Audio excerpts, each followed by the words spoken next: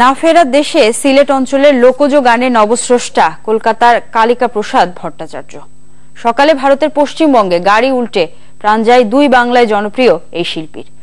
দোহার স্রষ্টার অকাল প্রয়াণে শোক নেমে এসেছে সংস্কৃতি অঙ্গনে। সদ্য মুক্তি পাওয়া বাংলাদেশের ছবি ভুবন মাঝির জনপ্রিয় গান আমি তোমারই গানটিও তার সৃষ্টি।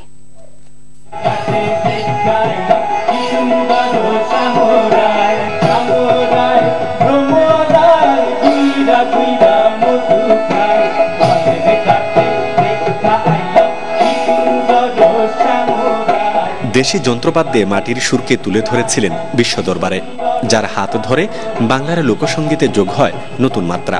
তিনি কালিকা প্রসাদ ভট্টাচার্য। মাটির গানের সম্রাট শাহ আব্দুল করিমের এই শিষ্য আমৃত্যু সাধনা করেছেন একতারা দোতরার।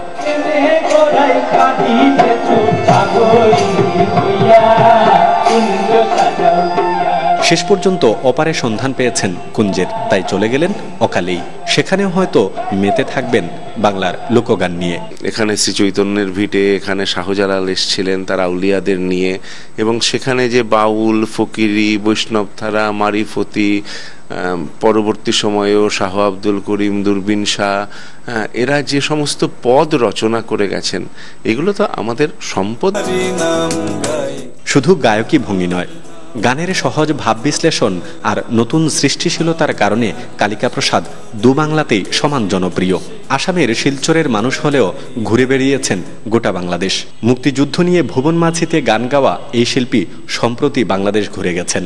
দেশটা কিন্তু আমরা অস্তিত্বে ভাগ করি, দেশটা ভিতরে, ওখানে কোনো কাঁটাতার নেই, ওখানে কোনো সীমানা নেই, কিচ্ছু নেই।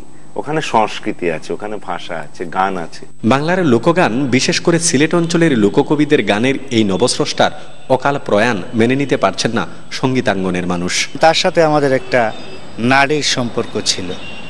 আজকে আমি আসলে কি বলবো, আমি যখন সকালে খবর পেলাম যে কালিকা প্রসাদ নেই, সেটা আমার মানতে এতই কষ্ট হচ্ছিল। এখনো আমি ভাবছি যে আসলে কি কালিকা প্রসাদ নেই। তার প্রয়াণে অবশ্যই আমরা বাংলা লোকগানের যে বিস্তীর্ণ ক্ষতি হয়ে গেল, সে যেভাবে দরদ দিয়ে গাইতেন, আমরা একজন দরদি কণ্ঠশিল্পীকে হারালাম। এবং সিলেট অঞ্চলের এবং হাওড় অঞ্চলের যারা অক্ষুণ্ণ সুরে গান গাইতেন, তারা হারালেন একজন দরদি, একজন শিল্পীকে।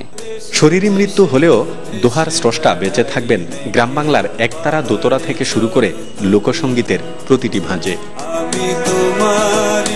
গুলজার আহমেদ, চ্যানেল 24, সিলেট।